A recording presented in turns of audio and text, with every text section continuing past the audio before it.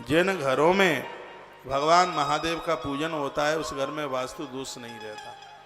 जिस घर में जलहरी का पानी नीचे गिरता है वह पूरा का पूरा जल पितृलोक में पहुंचता है, ऐसा गरुड़ पुराण के अंतर्गत लिखा है। तो यथ फलम मम पूजायाम वर्ष एकम निरंतरम, जो शिवरात्रि का व्रत करते हैं भगवान कहते हैं पूरे वर्ष भर की पूजा का फल उन्हें मिलता है। तत्फलम लभते सद्य शिवरात्रि मदर्चनात्, इसलिए हर वर्ष शिवरात्रि को ऐसे ही मत निकल जाने दीजिए। शिवरात्रि पर उपवास भी कीजिए, भगवान का वंदन पूजन कीजिए। आप में बड़े भाग्यशाली वह लोग हैं जो प्रदोष का व्रत करते हैं। पूरे वर्ष भर सोमवार का व्रत करते हो, एक प्रदोष कर लेते हो, फल एक बराबर है। पूरे वर्ष भर सोमवार और प्रदोष करते हो, एक शिव महारात्रि कर लेते हो तो उसका फल एक बराबर है। शिवरात्रि की इतनी बड़ी अद्भुत महिमा है, संपूर्ण समस्याओं का समाधान होता है। ग्रंथ में लिखा है जो अपने मुख से श्री शिवाय नमस्तोभ्यम या ओम नमः शिवाय इस मंत्र का अपने मुख से उच्चारण करते हैं तो ऐसे लोगों का मुख देखने से प्रयाग में त्रिवेणी नहाने का फल तत्काल प्राप्त हो जाता है, ऐसा इस ग्रंथ में वर्णन किया। तो ये बातें झुटलाने वाली नहीं है, हकीकत है। ग्रंथ नहीं पढ़ोगे तो इनकी आलोचना करते रहोगे, फिर तो उसको जादू कहोगे, टोना कहोगे और पता नहीं क्या क्या कहोगे आप। ये बिल्कुल भी नहीं है, ठीक भी नहीं है। श्री प्रदीप मिश्रा जी ने शिव महापुराण का बड़ा प्रचार इस देश में किया। हम लोग तो सभी ग्रंथों की कथा कहते हैं, आलोचकों की भी कमी नहीं रही। वीडियो हमने भी सुना, ये श्री शिवाय नमस्तोभ्यम कहाँ से प्रकट हो गया? ये आज प्रकट नहीं हो गया, ये अनादि काल से था। लोगों के बीच में उन्होंने इसे परोसने का काम किया, उन्हें महत्व बताया। इस समय वो अस्वस्थ हैं, किसी ने होली में एक नारियल फेंक करके मारा, उनके सिर में लगा। अभी मेरी 3-4 दिन पहले उधर बात हुई है, स्वास्थ्य ठीक नहीं है। भगवान महादेव की कृपा से वो बहुत जल्दी स्वस्थ हो जाएंगे। भगवान शंकर की कथा उनके द्वारा लोगों के घर घर तक पहुंची है। जिन शिवालयों में ताले पड़े हुए थे उन शिवालयों के ताले खुल गए हैं, मंदिरों में पूजा हो रही है। मुझे बहुत लोगों ने उस समय में जब लोग विरोध कर रहे थे तो मेरे पास भी फोन आए, का ये कहीं लिखा है क्या? मैंने कहा भैया लिखा है, इसके प्रति मेरी भी बड़ी श्रद्धा है, स्पष्ट वर्णन है उसका। तो हो सकता है कि आज हम वहाँ तक पहुँच जाएं तो इस चैप्टर का भी आज विस्तार पूर्वक उसका वर्णन कर लेंगे। हम कहेंगे अत्र दत्तम हुतम जप्तम सर्वम कोटि गुणम भवेत। सर्वत्र अनेक लोग कल्याणकारी रूप से निवास करेंगे, पता नहीं कहाँ कहाँ रहेंगे, रहना चाहिए, लेकिन एक ग्रंथ कहता है जीवन सफल तभी है जब आप वहां रहें जहाँ हरि और हर का धाम बना हुआ है। या तो नारायण का तीर्थ है या फिर भगवान महादेव का तीर्थ है। ऐसे स्थानों पर आप 3-4 चीजें हैं वो जरूर कीजिएगा। क्या अत्र दत्तम हुतम जप्तम सर्वम कोटि गुणम भवेत। तीर्थ में दान करने से करोड़ गुना फल मिलता है, हवन करने से करोड़ गुना फल मिलता है और जप करने से भी करोड़ गुना फल मिलता है। लिखा है ना, यदि कोई काटे तो मेरी बात काट के तो बताए। ये मैं श्री विद्येश्वर संहिता के अध्याय नंबर 9 के श्लोक नंबर 23 से बात बोल रहा हूँ। विद्येश्वर संहिता अध्याय नंबर 9 और श्लोक नंबर 23-23, इसमें लिखा है कि तीर्थ में जाके आप दान करते हैं तो उसका 1 करोड़ गुना फल मिलता है। तीर्थ में जाकर के आप हवन करते हैं तो उसका भी 1 करोड़ गुना ज़्यादा फल मिलता है। इसलिए तो आज मैंने आपको बोला है कि वैष्णो देवी में जो अद्भुत होने के लिए जा रहा है ये यज्ञ तो भले ही एक, लेकिन उसका फल आपके लिए करोड़ गुना है। क्योंकि तीर्थ की ये महिमा है। तीर्थ में 3 चीजें, एक है दान, वर्णन है, एक है दान, एक है हवन और एक है जप। तीनों की बहुत बड़ी महिमा है इसकी। श्लोक है अत्र दत्तम हुतम जप्तम सर्वम कोटि गुणम भवेत। अत्र दत्तम हुतम जप्तम, दत्तम दान, तीर्थ में दान करोड़ गुना होता है, यज्ञ भी करोड़ गुना हो जाता है, और तीर्थ में जाकर के किया गया जो जप है वो भी करोड़ गुना हो जाता है। आप जब तीर्थों में जाते हैं तो अटैची 6-7 दिन 8 दिन पहले से लगाते हैं। इतना कपड़ा लत्ता भर भर के लेके जाते हैं जिसका कोई मतलब नहीं है। कपड़े कम से कम लेके जाइए, सामान कम से कम लेके जाइए, तीर्थ यात्रा के लिए जाएं तो कुछ चीजें हैं वो जरूर लेके जाइए। एक पंचपात्र लेके जाइए। पंचपात्र इसे कहते हैं। आप जप करते हैं, पंचपात्र नहीं रखा, कोई भी जप का कोई मतलब नहीं है, क्योंकि जप आरंभ करते पहले माला के ऊपर पानी डालना पड़ता है, क्योंकि उसका जो सुमेरु है वो साक्षात भगवान गणेश है, और गणेश तत्व जल के अधिपति देवता हैं। उस माला के सुमेरु के ऊपर पानी डालना पड़ता है, आचमन करना पड़ता है। माला पूरी होती है तो फिर आचमन करना होता है।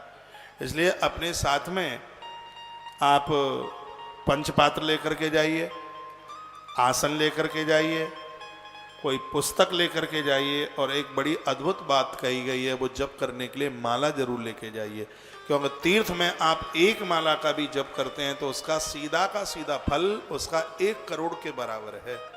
इसलिए तो पहले लोग वानप्रस्थ जीवन में तीर्थ में पहुंच जाते थे। कुरुक्षेत्र की धरती पर बैठे हुए भक्त एक बार फिर सुन लीजिएगा, और ये बात बनावटी नहीं है, बात प्रमाणित है। श्री शिव महापुराण विद्येश्वर संहिता अध्याय नंबर 9 श्लोक नंबर 23, इसमें लिखा है, अत्र दत्तम हुतम जपत्वम सर्वम कोटि गुणम भवेत।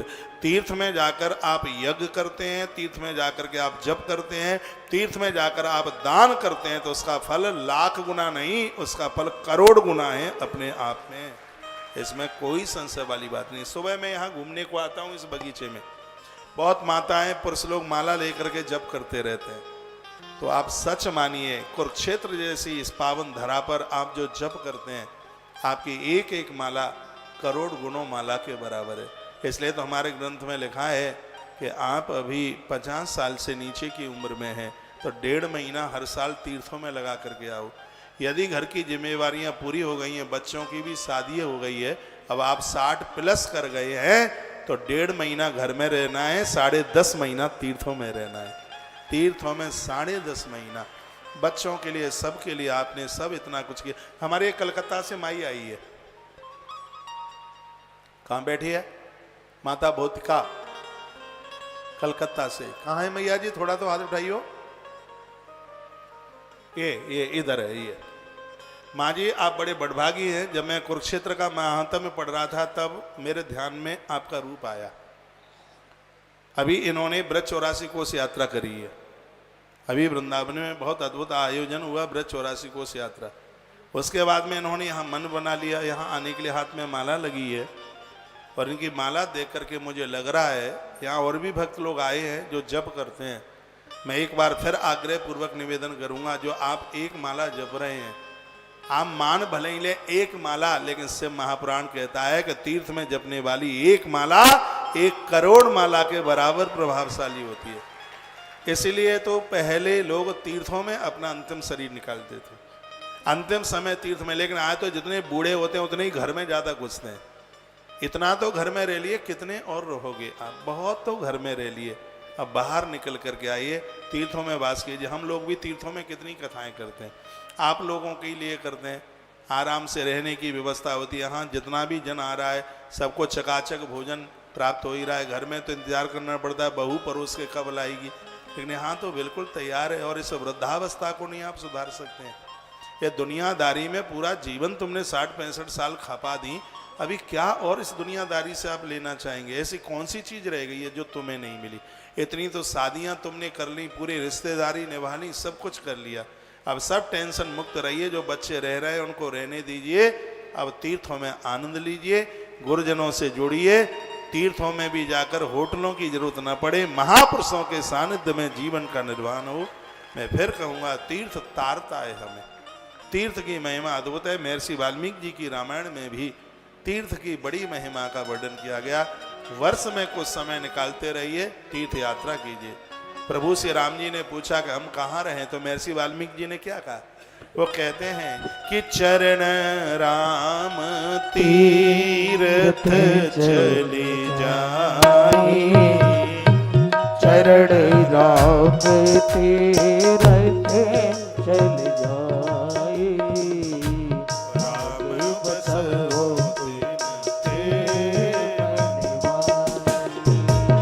चरण राम तीर्थ चल जाए, चरण राम तीर्थ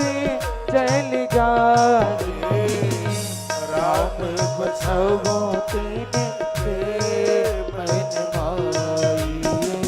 शरण राम तीरथ चल जाए, राम बसवो तिनके मन माई। चरण राम तीरथ चल जाए, राम बसवो तिनके मन माई। श्री राम जय राम जय राम, श्री राम जय राम जय राम। अवध बिहारी सीताराम, श्री राम जय राम जय राम। अवध बिहारी सीताराम, शरण राम तीरथ चल जाए, राम बसवो तिनके मन माई। बोलिए भक्त वत्सल भगवान की जय। श्री हनुमान जी महाराज की जय हो। जय जय श्री जय जय। गणेश। तो ये कुछ बातें विशेष बताई गई थी। रथोत्सवादि कल्याणम जनावासन तु सर्वतः अत्र दत्तम उत्तम जप्तम सर्वम कोटि गुणम भवेत। भगवान शंकर कहते हैं, हे ब्रह्मा और विष्णु, जो तीर्थ में जाकर दान पुण्य करेगा, तीर्थ में जाके हवन यज्ञ और जप करेगा, उसको उसके करने का करोड़ गुना फल प्राप्त होगा। ये बात कही गई। और आगे की भी और बड़ी सुंदर बात है। मत क्षेत्रम सर्वास्तान क्षेत्र में तरम अत संस्मृत मात्रेण मुक्तिर्भवत देहिनाम। लिखा है कि आप घर बैठे भी तीर्थ का स्मरण कर लेते हैं, इससे भी जीव को मुक्ति प्राप्त हो जाती है। घर में भी रह करके आप तीर्थ का देखिए। लोग टेलीविजन पर कथा सुन रहे हैं, बगल वाला पूछता है कोई, अरे भैया कहाँ क्या कर रहे हैं? का कथा सुन रहे हैं। का किन की कथा सुन रहे हैं? कौशिक महाराज से की कथा सुन रहे हैं। का कहाँ हो रही है कथा? तो आप कहते हैं कि कुरुक्षेत्र में से महापुराण की कथा हो रही है। तो यहाँ क्या लिखा है? अत्र स्मृति मात्रेण मुक्तिर्भवति देहिनाम। आप तीर्थों का स्मरण कर लेते हैं, अपनी जिह्वा से पवित्र नाम उच्चारण कर लेते हैं, इससे भी जीव को मुक्ति प्राप्त हो जाती है। ये महिमा तीर्थों की है। समझ में आ रही है कि कोरी तालियां बजा रहे हैं आप? सेठों की कथा में तो नोट मिलते हैं, सेठों की कथा में तो रुपया मिलता है, और सब रिश्तेदार आते हैं, मोटे मोटे भरे भराए लिफाफा मिलते हैं। सेठों की कथा में तो मिलते हैं नोट, बहुत ज्यादा नोट मिलते हैं, लेकिन तीर्थों की जो कथा में है वो मुक्ति मिलती है, मोक्ष मिलता है, आनंद मिलता है, कल्याण होता है। तीर्थों की तो बात ही अलग है, अद्भुत है। हम कुरुक्षेत्र की धरती से महापुराण सुन रहे हैं। भगवान महादेव बड़े राजी हो रहे होंगे। सूर्य देवता ने तप किया है कुरुक्षेत्र में, वह भी बड़े प्रसन्न हो रहे होंगे, आनंद हो रहा है। सर्व कल्याण संपूर्णम सर्व मुक्ति कर्म शुभम। तीर्थ में जो वास करेगा हर प्रकार से उसका कल्याण होगा। ये मुक्ति प्रदान करने वाले हैं तीर्थ। इस लिंग में मुझ लिंगेश्वर की अर्चना करके मनुष्य जो शिवलिंग में जो मेरे होने की अनुभूति करता है, उसे सालोक्य और सामीप्य मुक्ति, सायुज्य मुक्ति उसे प्राप्त हो जाती है। इसमें कोई संशय वाली बात नहीं है। ये स्वयं भगवान शंकर अपने मुख से इन देवताओं के सामने ये चर्चा करते हैं। फिर कहा गुरुक्त व्यंजनम तत्प्रमाणम वा पुनः पुनः ब्रह्म तत्वमिदम गुणम भवत प्रीता भवाडिवम।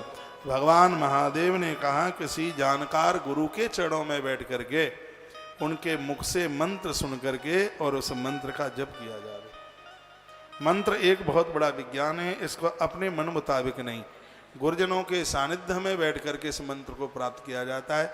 मंत्र का अर्थ होता है जो हमारे मन के ऊपर नियंत्रण करा दे, वो मंत्र। पांचवी भक्ति है प्रभु राम जी की भाषा में, वो कहते हैं मंत्र जाप मम दृढ़ विश्वासा, पंचम भजन सुवेद प्रकाशा। पांचवी भक्ति है। तो गुरुजनों से जीवन में चार चीजें हों, एक ग्रंथ हो, एक संत हो, एक भगवंत हो और एक मंत्र हो। ये चारों की चारों चीजें जिंदगी में होनी चाहिए। एक तो अपना इष्ट निर्धारित कीजिए, जो भी आपको बढ़िया लगे। भूत प्रेतों को छोड़कर सिगरे देवता अच्छे बढ़िया है, भगवान विष्णु हैं, गणेश जी हैं, दुर्गा मैया है, राम जी हैं, घनश्याम जी हैं, महादेव जी हैं, जो भी आपको बढ़िया लगता है उन्हें आप स्वीकार कर लीजिएगा, उन्हें इष्ट के रूप में स्वीकार कर लीजिए। महात्मा लोग तो सब हमारे गुरु हैं, सब जिनको सीखने को मिलता है उनसे वो हमारे गुरु हैं। संतों की अवहेलना मत कीजिए, संतों की आलोचना मत कीजिए, क्योंकि महापुरुषों की निंदा करने पर पुण्य क्षीण होता है। हम किसी को प्रणाम बंदन नहीं कर सकते तो भाई आलोचना तो ना करें, है? कोई किसी के भी गुरु हों, ये बिल्कुल भी ठीक नहीं है। बड़ा बुरा लगता है सोशल मीडिया पर जब तू तड़ाके की बात करते हैं, इतना बेकार लगता है, बहुत बेकार। कभी मुझे भी टाइम मिलता है तो मैं देखता हूँ, तो इतनी अभद्र भाषा होती है, बिल्कुल ठीक नहीं है, बहुत बढ़िया नहीं। एक वो अभी कुछ समय पहले कोई वीडियो डली होगी, लोगों ने मुझे भी पूछा, जया किशोरी जी ने कोई एक ऐसी वीडियो ऐसी डाल दी है जिसमें नारी के ऋतुकाल के बारे में कुछ बोला है, कुछ ऐसा बोल दिया होगा, क्या हो गया, बच्ची है बोल दिया होगा, लेकिन अब उसके पीछे पड़ गए ये ऐसा वो वैसा, ये बिल्कुल भी ठीक नहीं है। वो भले ही बोल दे कि ऋतुकाल के समय पर नारी मंदिर चली जाए, रसोई में चली जाए, उसे कोई दोष नहीं लगता, लेकिन ये तो सबको पता है ही। वो 100 बार बोल दे कि कोई दोष नहीं लगता, लेकिन जो सजग समझदार लोग हैं, जो इस परंपराओं को मानते हैं, उनको पता है कि दोष लगता है। भले ही मैं बोल दूं कि कोई दोष नहीं लगता तो भी आप मेरी बात नहीं मानेंगे। ईश्वर ने तो इतना भेजा दिया है, हमारी अनादि काल से हमारे पुरख हैं, हमारे जो पूर्वज हैं, जब वो इन सब चीज़ों को मानते आए हैं तो क्या उन्हें उस बात की जानकारी नहीं है? जया किशोरी जी बोले या कोई और बोले इस बात के लिए, लेकिन आप मानेंगे ही नहीं वो बात। आप इन चीज़ों का परहेज करेंगे कि ये अपराध है, हम मंदिर नहीं जाएंगे, आप रसोई में नहीं जाएंगे, 3-4 दिन तो जाएंगे ही नहीं। भले ही हम लोग कितनी भी वीडियो डाल दें, ये अंदर से आवाज़ आएगी, हम भले ही 100 बार बोलें, चलो ठीक है कोई वीडियो डाल दी, अब सब उसके पीछे पड़े और फिर अपना अपना सब ज्ञान प्रकट हो रहा है। अरे रात गई बात गई, क्या उसके पीछे? भाई दूसरे धर्म के लोग हैं, इनको ये सब मौका मिलता है और वो तरह तरह की वो बातें होती हैं, इससे हमारे धर्म को कहीं न कहीं दिक्कत परेशानी तो कहीं न कहीं होती है। चलो बच्ची है, बेटी है, कोई डाल दी है वीडियो, नए बच्चे हैं, कुछ ऐसा कुछ हो गया है। मैं ऐसा नहीं है कि उन्होंने ये वीडियो डाली है उसके मैं पक्ष में हूँ, नहीं, मैं पक्ष में नहीं। हमने भी तो शास्त्र पढ़े, हमने ग्रंथ पढ़े, 3-4 दिन तक नारी यहाँ तक कि प्रतिमा के सामने से नहीं निकल सकती, पूजा तो बहुत ज़्यादा, उसके सामने से प्रतिमा चटक जाएगी, तुलसी सूख जाएगी, है, रसोई में नहीं जा सकते। वो तो हम पराशर संहिता में तो बहुत स्पष्ट है वर्णन। चलो ठीक है, यदि ऐसा कुछ बोल दिया है तो मुझे नहीं लगता कि उनके बोलने से कोई ऋतुकाल के समय में पूजा शुरू कर दे या रसोई बनाना शुरू कर दे। मुझे नहीं लगता कि 1% लोग भी ये करने के लिए तैयार हो जाएं, ये मुझे लगता नहीं है, कोई तैयार होगा ही नहीं। फिर आपने उसको इतना बड़ा उसको इशू बना लिया है, हर रोज एक वीडियो आती है, सब अपना अपना ज्ञान दे रहे हैं। अरे भैया छोड़ दीजिए, उस बात को भूल जाइए, कुछ आगे की चर्चा कीजिए, कुछ आगे बढ़िए। तो ऐसा कुछ ये सब होता है तो उसमें लोगों की आस्था बड़ी मायूस होती है। लोग मुझे भी प्रश्न करते, मैं तो ऐसी वीडियो डालता नहीं, कभी मैंने तो नहीं डाला कि ये अच्छा हुआ कि बुरा हुआ। चलो ठीक है, कभी कभी व्यक्ति भावुकता में, आवेश में, और उसमें कुछ ऐसा ही हो जाता है, हो जाती है त्रुटि, हो जाती है गलती, तो इन सब बातों को बिल्कुल भूल जाना चाहिए। हमारे सजग्र जो होशियार हैं, विद्वान हैं, और उन्हें ऐसी टिप्पणियों से बिल्कुल बहुत बच करके रहना चाहिए। ऐसा नहीं है कि हमने कोई ग्रंथ पढ़कर उसका एकदम कटाक्ष कर दिया तो लोग ये कहते अरे ये तो बहुत ज़्यादा विद्वान है, देखो इन्होंने उनकी बात काट दी। नहीं, हमारी विद्वता समाज को दिशा देने के लिए, दशा बदलने के लिए, ना बल्कि हमारी वाणी किसी का अपमान करे। हमारे हृदय से कोई ऐसी बात नहीं निकलनी चाहिए जिसमें हमारी मान मर्यादाएं धूल धूसरित हो जाती हैं। फिर अब दूसरे लोग भी कहते हैं तुम ज्ञानी तो हो लेकिन तुम्हारे पास सहजता नहीं है, तुम ज्ञानी तो हो लेकिन तुम्हारे पास सरलता नहीं है। जिन महापुरुषों के प्रति हमारी श्रद्धा जुड़ी है और आप उनकी आलोचना करते हैं। आप बात तो ठीक कह रहे हैं लेकिन आपके प्रति हमारी श्रद्धा टूट रही है। लोग ऐसे फिर वो अपने मैसेज लिख करके भेजते हैं। तो हम सनातनी लोग, ठीक है, हम परंपराओं के साथ जी रहे हैं, हम लोग गलतियां करने से हम चूकते हैं। हमारा तो धर्म एक ऐसा धर्म है, चींटी मकोड़े भी मर जाते हैं तो उसके लिए हम चातुर्य मास करते हैं, देखो वो गुरु किसी के भी हैं, वो संत किसी के, वो किसी न किसी के तो गुरु हैं। जब कोई हमें ऐसी वीडियो डाल देते हैं, ऐसा उठ पटांग बोल देते हैं, तो इससे भक्तों के हृदय में ठेस पहुंचती है। वो हम जैसे लोगों के द्वारा वो कभी भी नहीं होना चाहिए, बिल्कुल भी नहीं होना चाहिए। वो वीडियो आप ऐसे भी डाल सकते हैं, चलो ठीक है, जया किशोर जी ने जो बोल दिया है, चलो ठीक है, वो नहीं ऐसा होना चाहिए, हम उसका कोई विरोध नहीं कर रहे हैं, लेकिन ये बात इस तरीके से ऐसे भी आप बोल सकते हैं। लेकिन आप कहते हैं कल की छोकरी इतनी विद्वान बन गई है, इतनी पढ़ी लिखी हो गई, इसने इतने ग्रंथ पढ़ लिए, कल की छोकरी, ऐसे मैसेज आप डालते हैं। तुम्हारे बाप दादाओं ने भी किताबें पढ़ी है, ग्रंथ पढ़ी, ऐसे वीडियो, वो अभद्रता, वो बिल्कुल ठीक नहीं है, वो बिल्कुल बढ़िया नहीं है। वो बच्ची है, वो बेटी है, वो नारी है, और नारित्व का आदर होना चाहिए, नारित्व का मान होना चाहिए, नारित्व का बिल्कुल सम्मान होना चाहिए। नारी का सम्मान होगा, देश को तरक्की मिलेगी, देश को ख्याति होगी। मातृशक्ति तो सदैव वंदनीय होती है, पूजनीय होती है। बेटियां तो साक्षात भगवती दुर्गा का रूप है, जगदम्बा का रूप है। नारी का बहुत आदर होना चाहिए, बहुत मान होना चाहिए। मेरी तो खैर बात, मैं तो कुछ ऐसा बोलता नहीं हूँ कि किसी को भी बुरा लगे। मैं अपना कोई ज्ञान नहीं फर्क रहा हूँ, और ना मैं कोई ऐसा ज़्यादा ज्ञानी हूँ। ऐसा नहीं है कि कुछ किताबें पढ़ ली हैं तो धरती के धुरंधर हम कोई प्रकांड विद्वान हो गए। हम तो वही बोल पा रहे हैं जो हमारा भगवान हमसे बोला पा रहा है। हमारी तो कोई सामर्थ्य नहीं है बोलने की। हम तो अपनी पवित्र व्यासपीठ से सभी महापुरुषों का, आचार्य जनों का, गुरुजनों का, संत जनों का बहुत आदर करते हैं, बहुत मान करते हैं। मेरी प्रार्थना है इस वीडियो को लेकर के अब कोई वीडियो ना डाले, ये मेरी आपसे प्रार्थना है। इसमें हमारे धर्म को दिक्कत होती है, इसमें हमारे गुरुजनों को और हमारी जो एक धार्मिक स्थिति है, इसमें कुछ दिक्कत होती है, परेशानी होती है, क्योंकि लोग हमें प्रश्न करते हैं। तो ये आप सबसे ये हमारा बहुत आग्रह पूर्वक निवेदन होगा। एक बार जयकारा में लगाऊं, बोलो बांके बिहारी लाल की, श्री हनुमान जी महाराज की जय। जय श्री राधे।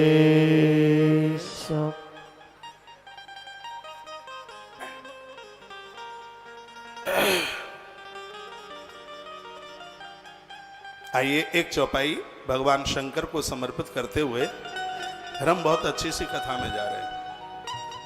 आसो तो से तुम अब डर दाने, आशुतोष तुम्हें अबे डर दाने, हरत हरव कीने जन जाने।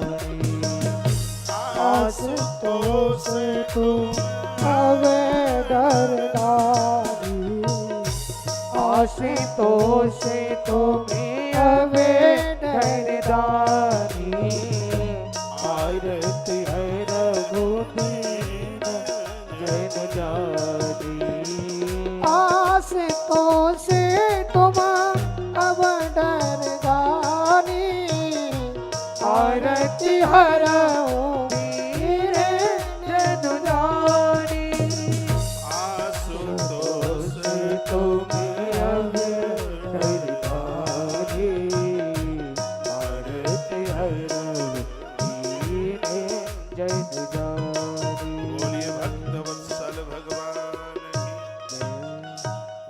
शंकर कहते हैं यत्र प्रतिष्ठितम येन मदीयम लिंगमीदृशम। भगवान कहते हैं जिसने अपने जीवन में एक शिवपिंडी, एक शिवलिंग की भी स्थापना की है, साक्षात उसे मैं अपना स्वरूप दे देता हूँ।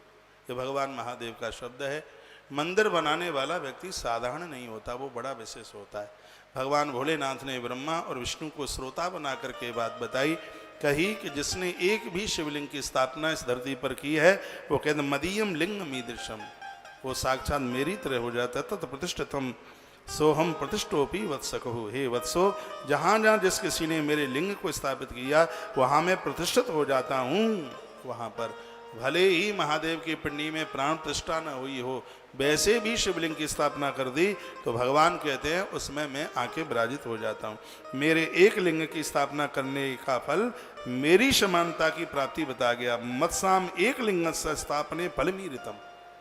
जिसने शिवपिंडी शिवलिंग की स्थापना की है उसे मैं अपना स्वरूप दे देता हूँ, वो मेरी तरह हो जाता है।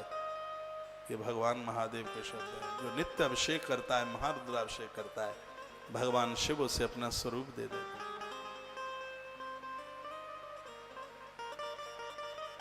कहा मेरे साथ उसका एकत्व हो जाता है, उसको मैं सायुज्य मोक्ष देता हूं, इसमें कोई संशय वाली बात नहीं। आपको समय मिलता है, अपने इष्ट को नित्य ध्यान करो, पूजन करो, घर आनंद के मोतियों से भर जाएगा। घर में कहीं किसी भी प्रकार की कोई कमी नहीं रहेगी। लिंगम प्रधानत्य स्थाप्यम तथा वीरम तो गौड़कम लिंगा भावे न तत्क्षेत्रम सर्वे रेमप सर्वता है। प्रधानतया शिवलिंग की ही स्थापना ज्यादा विशेष है मूर्ति की स्थापना से। शिवलिंग के अभाव में सब ओर से मूर्ति युक्त होने पर भी वह स्थान, ये क्या अद्भुत बात कही गई है, जहां तक बने वहां तक आप महादेव का मंदिर बनाने के लिए जा रहे हैं तो उसमें शिवलिंग का होना जरूरी है। ये स्वयं भगवान महादेव के मुख से ये बात निकली है, स्वयं भगवान शंकर ने कहा है। भगवान शंकर अति प्रसन्न होते हैं, बहुत राजी होते हैं। शिवलिंग की स्थापना के कुछ लक्षण इत्यादि का वर्णन किया है, वो मैं आपके बीच में रखे देता हूँ।